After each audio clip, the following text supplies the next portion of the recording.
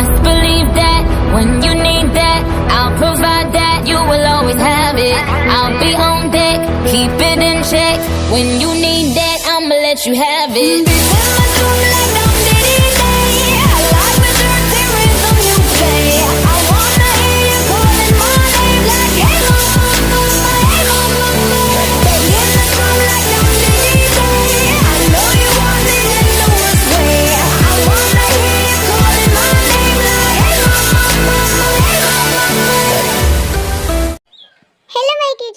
मैं वापस आ गई अपनी एक न्यू स्टोरी के साथ। जैसा आप लोगों ने मुझे मेरी पिछली स्टोरी अनएक्सपेक्टेड लव में प्यार और सपोर्ट दिया था, वैसे मेरी इस न्यू स्टोरी में भी प्यार और सपोर्ट देना।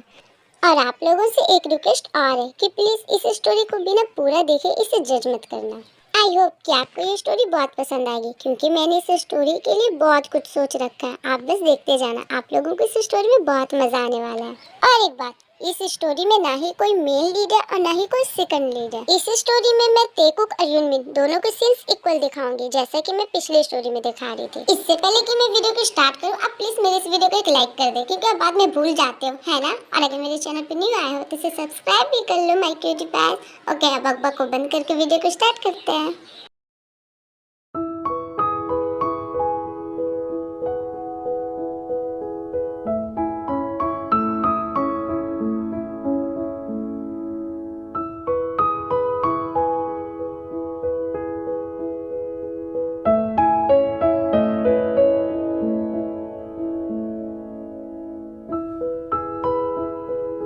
ये लीजिए आपकी कॉफी। इनसे मिलिए, ये है किम सूजिन, मिस्टर किम नामजून की वाइफ। ये बहुत ही ज्यादा सॉफ्ट हार्टेड है और बहुत ही स्वीट पर्सन है।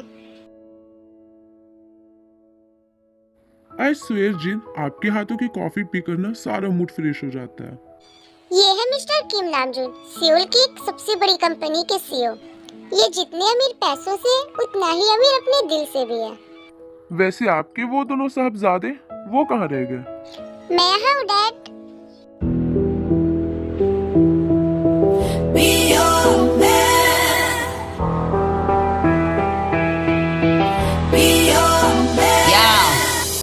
ये है मिन्यूंगी, नामजीन का सबसे बड़ा बेटा।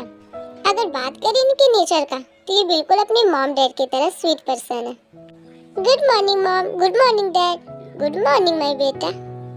गुड मॉर्निंग माय लवली सन। एक तुम ही तो मेरा असली बेटा, जो सुबह सवेरे उठकर ऑफिस जाता है और मेरी काम में हेल्प करता है। वरना वो निकम्मा, वो तो बस सारा दिन सोते रहता है या फिर अपने दोस्तों के साथ अय्याशी करते रहता है। बस सुबह हुआ नहीं क्या पड़ गए मेरे बेटे के पीछे हाथ धोकर। मैं कुछ गलत थोड़ी ना बोल रहा हूँ। तुम ही देख लो अपने लाडले बेटे को, अभी तक उसकी नींद भी पूरी नहीं हुई है, अभी तक सो ही रहा होगा वो। आज मुझे ऑफिस में बहुत काम है, तो मैं ऑफिस जा रहा हूँ। ओके, मैं आप लोगों से शाम में मिलता हूँ, बाय। पर बेटा पहले ब्रेकफास्ट तो कर लो। Mom I am getting late, मैं कैंटीन में खा लूंगा, डोंट वरी। क्या कैंटीन में खा लोगे? तुम्हारा डेली का ही हो गया, सही से खाते पीते भी नहीं हो, बस दिन रात काम काम काम। पहले ब्रेकफास्ट कर लो, मैं बिना ब्रेकफास्ट किए तुम्हें कहीं नहीं जाने दूंगी। सुनिए, आप ही कुछ कहिए ना जैसे। मॉम मैं जा रहा हूँ, मैं खा लूंगा ना कैंटीन में। यूंगी बेटा, जब तुम्हारी मॉम जिद कर रही है तो ब्रेकफास्ट करके जाओ ना। ओके ओके डैड, ठीक है। आज तुम्हारा वो लाडला बेटा उठेगा या उसे अलग से इनविटेशन कार्ड दूं मैं?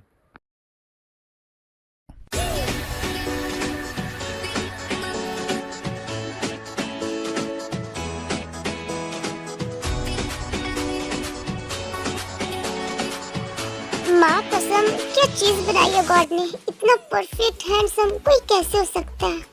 मेरा तो बस चले तो मैं दिन रात अपने आप को आईने में देखते रहूं। सीरियसली कितना परफेक्ट बनाया है मुझे गॉड ने। ये है जियोन जंगकुक, नामजिन का छोटा बेटा। हाँ, ये बात झूठ नहीं है कि ये बहुत ही हैंडसम है, पर ये जितना हैंडसम है उतना ही ज्यादा नॉटी भी है। थोड़ी देर बाद जंगकुक नीचे ब्रेकफास्ट करने आता है। गुड मॉर्निंग एवरीवन, क्या चल रहा है अकेले अकेले? कुछ छोड़ा है मेरे लिए? ये सब आप लोगों ने खाकर खत्म कर दिया। उठ गए लाड गवर्नर साहब, नींद हो गई आपकी पूरी? नहीं नहीं, मैं कहाँ उठाऊं, मैं तो अभी अपने बेड पे सो कर की हूँ। और ये तो मेरा भूत आया है। क्या डैड, आप भी कैसे बात करते हो? मैं उठ गया हूँ तभी तो मैं यहाँ पे हूँ ना। आजकल बहुत बकवास करने लगे हो तुम। आखिर बेटा किसका हूँ? बाय द वे, छोड़े सब बात। मॉम मैं जा रहा हूँ, मैं शाम को वापस आ जाऊंगा। इतनी सुबह सुबह जनाब को कहाँ जाना पड़ रहा है? कहीं नहीं, वो बस अपने अपने दोस्तों के पास जा रहा हूँ, आज हमारी पार्टी है तो मैं शाम तक वापस आ जाऊंगा। बस यही तो एक काम बच गया तुम्हारे लाइफ में, बस सो खाओ और पार्टियां करो, और कोई काम तो है ही नहीं है तुम्हारी जिंदगी में। दिन रात बस आवारों की तरह अपने उन आवारे दोस्तों के साथ घूमते फिरते रहते हो। कभी कुछ काम भी कर लिया करो। तुम्हारा भाई अकेले मेरे ऑफिस में मेरा हेल्प करता है और तुम बस निकम्मों की तरह घूमते फिरते हो। निकम्मों की तरह का डैड, आपको पता है घूमना फिरना सोना खाना ये सभी एक आर्ट है और ये आर्ट सिर्फ जॉन जंकू कर सकता है। अपने बच्चों वाली हरकतें ना छोड़ दो, अब तुम बच्चे नहीं रह गए, अब तुम्हारी भी कुछ जिम्मेदारियां हैं। सीखो अपने बड़े भाई से कुछ कि सवेरे कैसे उठा जाता है और अपने पापा की हेल्प कैसे की जाती है। माँ, देखो ना सुबह सुबह डैड कैसे मेरे पीछे पड़ गए। आप भी ना हमेशा हाथ करते हो, हमेशा मेरे बेटे के पीछे हाथ धो के पड़ जाते हो। अभी बस सुबह सुबह वो उठा ही है, सुबह सुबह अपने प्रवचन सुनाने स्टार्ट कर दिया आपने। पर जीनू, मैं कुछ गलत थोड़ी ना कह रहा हूँ, मैं तो बस इसे इतना कह रहा हूँ कि अपने भाई से कुछ सीखे। और वैसे भी मैं ये सब इसी के भलाई के लिए कह रहा हूँ, अब ये बड़ा हो चुका है।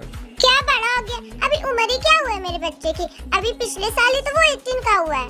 अभी तो इसकी उम्र ही है मौज मस्ती करने की। आप ना मेरे बेटे को हर बात पे टोको मत। तुम्हारी इसी लाड प्यार ने बिगाड़ा इसे, देखो कैसे दांत निकाल निकाल कर हंस रहा है। कौन मैं हंस रहा? नहीं तो मैं नहीं हंस रहा माँ।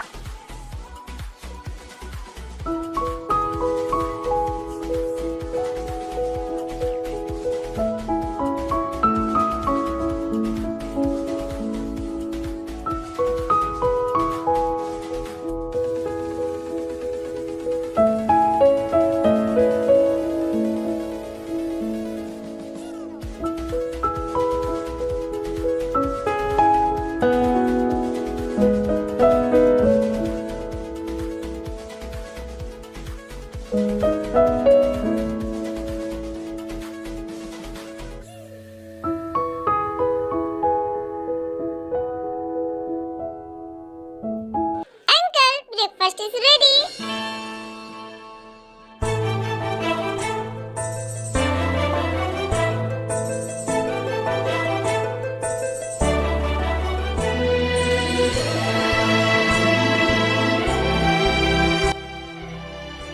Thank you so much बेटा।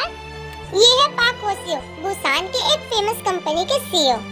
अंकल, मैं कितनी बार आपको बोलूं, मुझे थैंक यू मत बोला करो, ये तो बस छोटा मोटा काम है और मैं आप लोगों को अपना फैमिली मानती हूँ, तो आप लोगों के लिए तो इतना कर ही सकती हूँ ना। और मैं भी तुम्हें कितनी बार बोलूं कि तुम मुझे अंकल मत बुलाया करो, तुम मुझे डैड बुलाया करो, मैं तुम्हें अपनी बेटी से कम नहीं समझता। Sorry uncle, I mean dad. ये है किमतियान, एक ऑर्फन गर्ल। इसके माँ बाप की डेथ बचपन में हो गई थी और तभी से ये जेहोब के साथ रहती है। और अगर बात इसके नेचर की करें तो ये बहुत ज्यादा बोलने वाली नहीं है, पर एवरेज है। वैसे हमारी वो महारानी विक्टोरिया का है, अभी तक उनकी नींद पूरी नहीं हुई क्या? नो डैड, वो जाग गई है, वो बस रेडी हो रही है, वो आती होगी।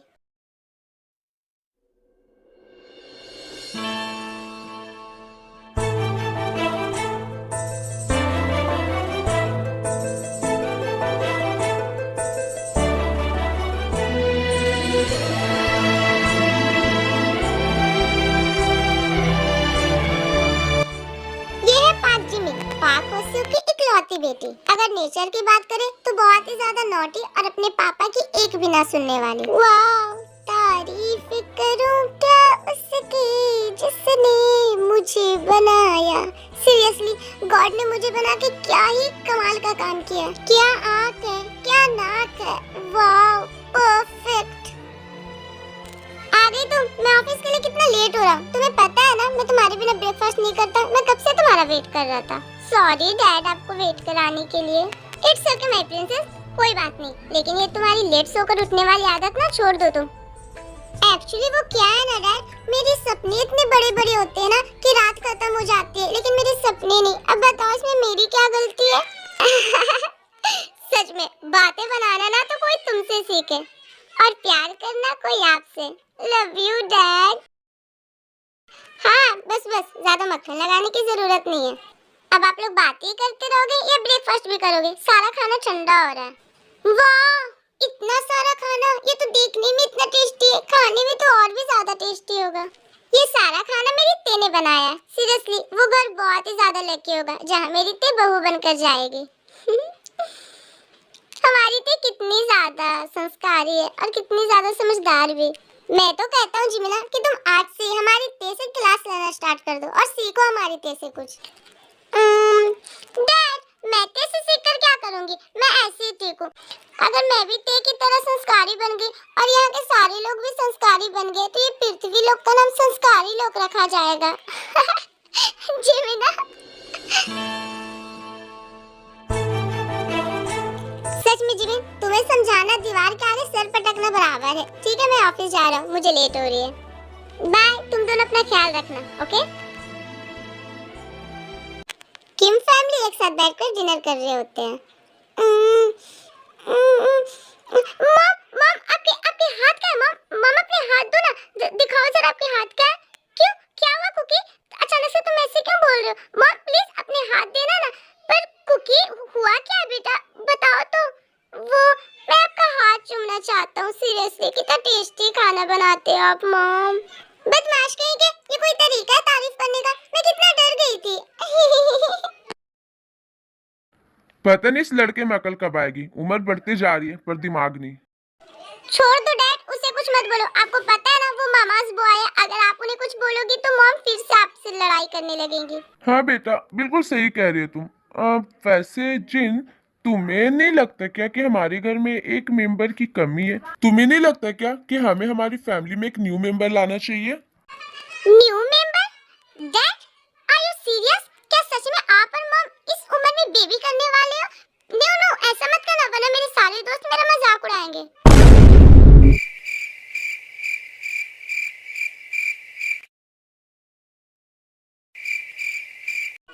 जस्ट शट अप, बेशरम की के, बोलने से पहले सोचते भी नहीं हो क्या तुम?